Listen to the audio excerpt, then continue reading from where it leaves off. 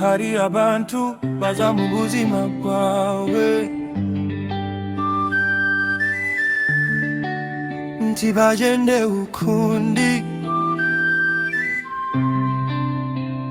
Iminsi yanjye yagiye ihinduka, nanyuze mu bihe bitandukanye. Hari igihe nari nkiri hasi cyane, ariko wowe ntibigeze ugenda. Wambereye urumuri mu mwijima, unyereke inzira ngiri kuyibura. Nubwo byari bikomeye cyane, wahisemo kuguma hafi yanjye.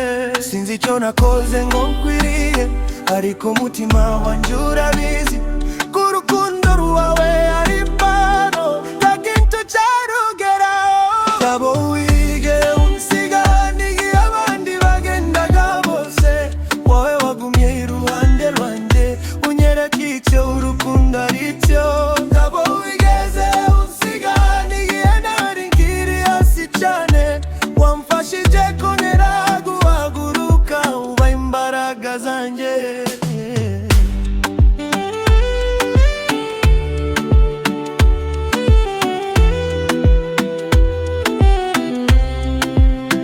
Amagambo yawe yarankomeje iyo nari ngiye gucika intege, unyibutsa ko nshoboye n'ubwonjo bwanjye nabibagiraga.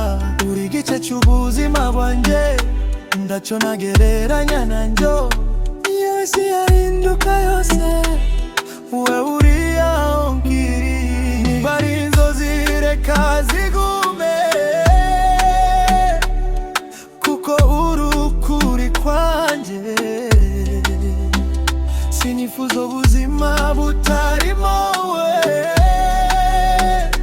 kuko ari wowe nifuza.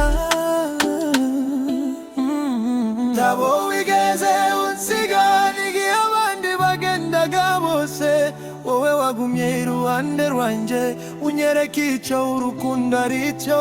Ntabwo wigeze unsiga